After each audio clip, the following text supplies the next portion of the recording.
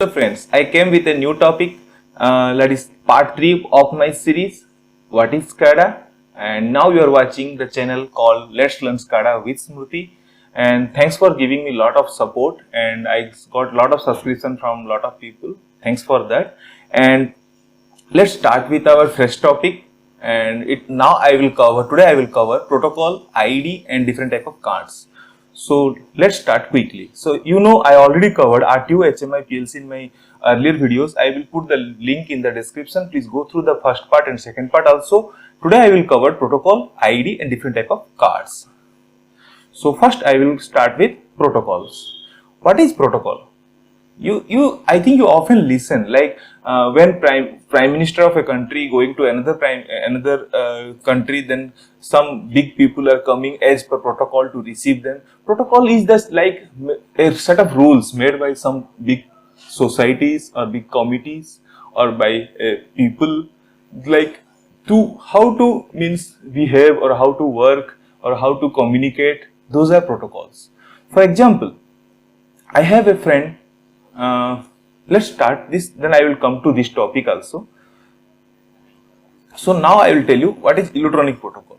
Like electronic protocol or communication protocol is a standard set of rules that allows electronic device to communicate with each other.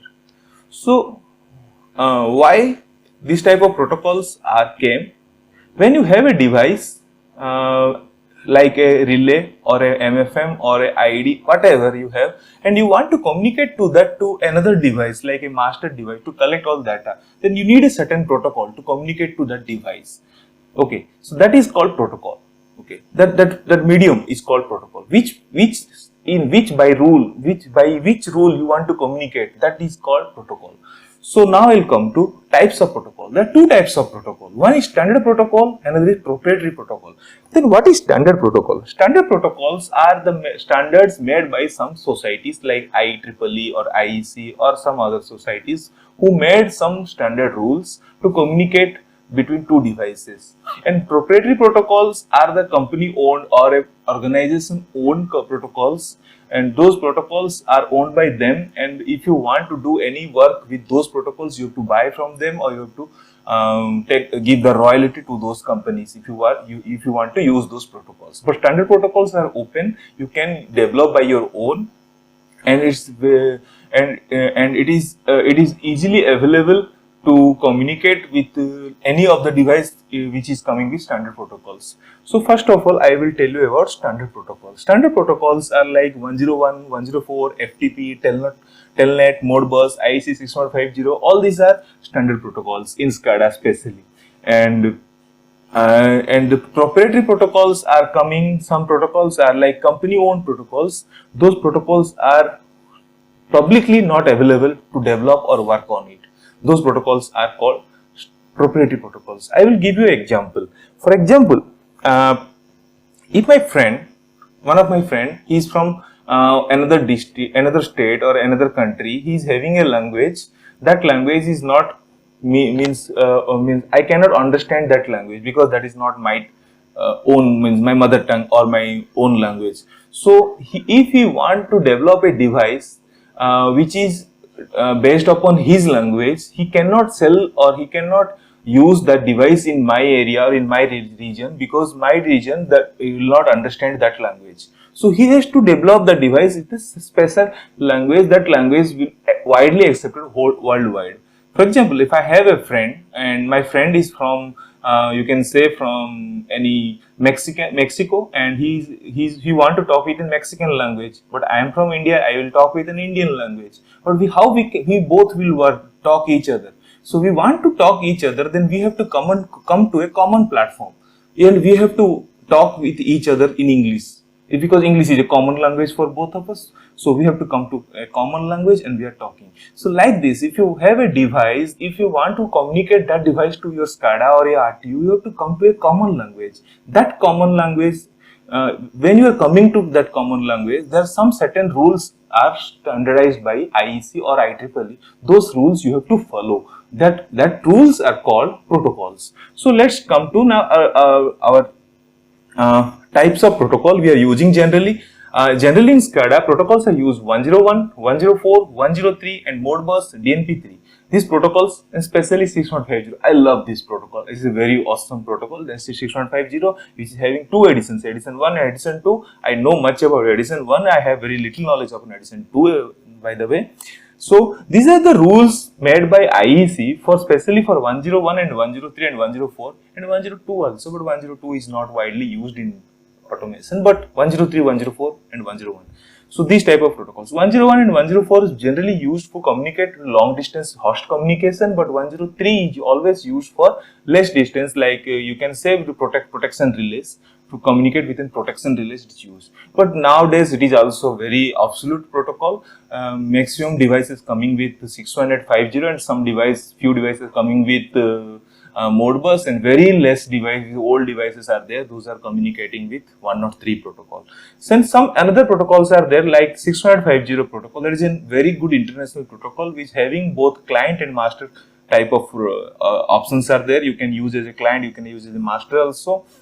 And that is available easily in the market. Maximum devices are coming, and especially IDs and numerical relays are coming with 650 only. And one more protocol is called DNP3 that is used in process automation field. I rarely use that protocols once in my career, I think. That is in a process industry, it's used in process industry only. And Modbus is the very local protocol, means any device is coming, and small to small device are coming with Modbus. If you'll find a HMI also, just touchscreen HMI, that HMI also communicating with the controller sometime in Modbus only. So Modbus is very useful and very common protocol in market now in SCADA field. So this is what protocol. So if you want to go with individual protocol, and just comment me in my comment section, I will make videos on individual protocol, but now I don't have much time to go through the individual protocols. And let's go to next topic. Our next topic is IED. What is an IED? If you don't search in Google, typing IED, I think police will come and catch you, because IED is coming something else in Google. But IED is intelligence electronics device. That device, an intelligent electronics device, is a term used in electrical power industry to describe microprocessor based controllers of power system equipment such as circuit breakers, transformers and capacitor banks. Those devices are coming, like you can say IDs are combination of multiple relays and bay controller unit, everything is coming with a package is called IED. Especially they have their own intelligence, like they have their, like something you can say similar to PLC logic. They have their own logic. They can check your protection parameters and they will operate by them only, and it can be used as a small, you can say that it can be used as small RTU, because these relays are having their own binary input, binary output modules and analog modules. You can collect input and can give command, and you can collect analog values using those relays also. And especially these I can say REC 670 and REC 670, REF 615, those relays in ABB, and Protect relays SJ7 I think model, those are coming with this type of controllers, and some basic functionalities like basic protections like overcurrent and undercurrent, overcurrent, over voltage, under voltage, earth fault. Those protections are coming with these issues also. But IED is not like that only. IED can be different types. Like you can say the only protection relays are there, like bus protection relays, bus bar relays, and differential protection relays. Those are coming with protection functionalities, not having very less functionality for controlling like BCU controlling bay controlling unit. So how IED works? If you will see the front side, you can see in the picture. In front side, there are a lot of buttons to give your inputs or give your settings. Generally work with setting parameters. You have to set your profile with your parameters, and if you can put 2, 3, 4 profiles, and if you want to change the profile, you have to just change the profile. No need to change all the wiring and all those things. And back side there are cards are like analog input cards, analog output cards, and like CT connection, PT connection, binary input card, binary output card, all are will be the back side. Just you can say it is like a small size RTU. Okay, it can communicate. So now if you see the another part of beautiful part, that it can be communicated on optical fiber or in copper cable like RJ45 TCP/IP protocol, but 6.50 only protocol is in that medium. You can see that in optical fiber the communication is very fast. You can get the data up to nanosecond, not millisecond. It's coming data nanoseconds, so data is very accurate, and it will come as a timestamp also. So a lot of facilities are there in this, and it can record the data inside that relay, and you can record the alarm inside that relay. So it can work as a small PCU. I told you it's microprocessor based device, so it's small computer. So it can store the data also, it can store the alarms also, it can store the trend, store the fault. Like if you have a fault like overcurrent, means some spike came over fault, you can download the DR like disturbance recorder, and you can analyze those data. Those things are available in these numerical relays, and lot of means lot of functionalities are there. So I gave you one picture of PCM600. That is a tool for programming those relays. I don't know much about this programming because I am a SCADA engineer, not a protection engineer, but I have very little knowledge about this tool. I use this tool to make SCD file or collect the ICD file of those relays and make a SCD file, putting a client of RTU or a SCADA. I use these things. I use this like making a SCD file in this tool only. And if you want to learn how to make a SCD file using PCM600, please mention in the comment box. I will make a video how to prepare a SCD file using PCM600, and I will tell you how this PCM600 will be very useful. You don't need a very costly software, like lot of softwares are there which is very costly to make a SCD file, like you can say TMW, and those are having also Hammer, Anvil, lot of softwares to make SCD files very costly also. But you can use this tool as a making SCD file, or you can see the data also, online data from directly online data from the relay using this tool also by online diagnosis. This tool is very useful. So that's it about IEDs, and if you need more details, please mention me in the comment box. I will make more videos on that. So next part will be different type of cards: digital input card, digital output card, analog input card, analog output card. Not like that only, you have multiple cards in especially in RTU. Like if you have power supply cards, your processor card, and your time synchronization card. Lot of cards are there. I will take a sessions on each card also if you need. I can take a session on GPS card, global positioning system, for time synchronization, RTU and all other devices. I will take that also in next part. So now we'll start by one card. That is a binary input card. What is a binary input card? That card which collects collects the input from the field. The input may be in one channel input or two channel input, one single point input or double point input. And the card, this is the pictorial representation. Cards may be different types and different model are coming with different companies. I have this picture in Google available, so I used this picture here. And if you can see, cards are coming with 8 channel, 16 channel, 32 channel, 182 channel, like this. So what is SPI? SPI is single point indication. This will give only 0 or 1. If the contact is NC, you will get 1. If the contact is open, not means, and the contact is not closed, you will get NO. NO means you will get 0. So you can invert that signal also as per your requirement. So that signals are called single point indication. But double point indications are coming with like 01, 10, 11, 00. These type of signals are coming called double point indication, DPI. So those indications are called also called means those indications are coming for breaker, isolator, and other devices.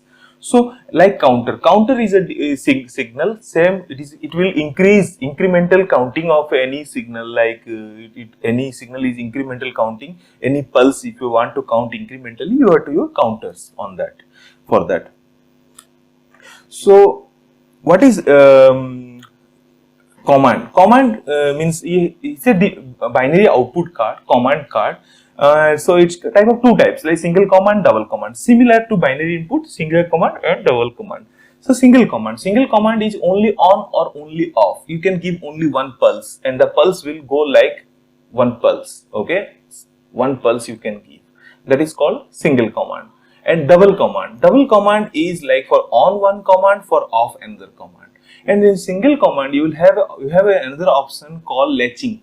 If you want to latch that command, if you want to hold that command for few time, when you are executing any operation and you want to hold a button for certain time, then you have to give a latching command. That can be possible in single command.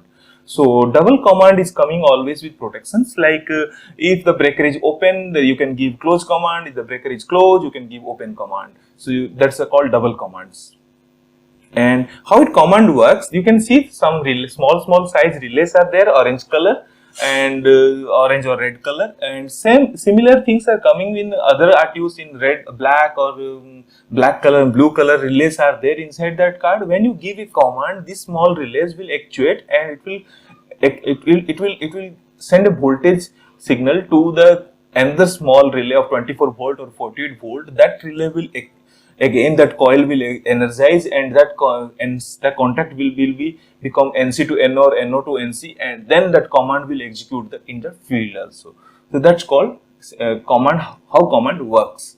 So let's start with let's discuss the analog one. Analog is two types of signals are there, AMI and MFI. AMI are 16-bit commands and indications, and MFI are 32-bit indications. And some AMIs are like you can say 2 to the power 16. That much of you can say that much of parts you can do the signal and sampling values. And for MFI you will get lot of sampling values, and MFI are coming with this like your sign. If AMI, if you are coming with sign, then 15-bit plus sign bit it's coming. And how it works, and you can see a lot of buttons and jumpers in the card, and those jumper and buttons, when you adjust, you can change the card for like 4 to 20 or 0 to 40 and 0 to 10 volt, like this. Any voltage you want to use, then you can use those same card used for a different type of transducers. So when I told you about transducer in my earlier video, those transducers you can see in the picture, there is a spare point was there. That spare point is always connected to this card only. This card will convert that analog data to digital data, and that digital data you can use as a sampling value, and that sampling value you can put as scaling, and you can use as your current, voltage, whatever you want to use, you can use those analog signals. So similarly, you can see a lot of pictures I have given, like RTUs of ABB, RTUs of Synergy, RTU of Dongfeng and other companies also. I got this much of picture in Google, but lot of RTUs are there. Our RTUs are coming with different size and design, depend upon your requirement. If you have a small requirement, if you want to automate a small equipment, then you can use a small RTU, and if you want to automate your full substation, you can automate with a big RTU. Doesn't matter which company you are taking, just check that RTU must be reliable and the signal should be like accurate. Okay, that is the main problem and thing you have to check. And I have shown here the picture. You can see here 560 model of RTU, ABB RTU, and 540 model of ABB RTU, and 520 model also ABB RTU. So different models and different type of work. I worked in all type of RTU in my life, and it's very good and works very fine. I saw the Synergy RTU also once, and that RTU also fine, no problem at all. So that's it for this session, my friends, and I think you enjoyed this video, and please do subscribe my channel, and I am going to come with a new video next time, and this video will be upon the fully digital substation and semi-digital substation. What is fully digital substation? What is semi-digital substation? What is digital substations? So please be with me and enjoy these videos with me. Thank you very much for watching this video. So we are going to end this video here. The video is ended here, and thanks for watching this. Do subscribe and like this video and subscribe my channel. Thank you very much. Thank you.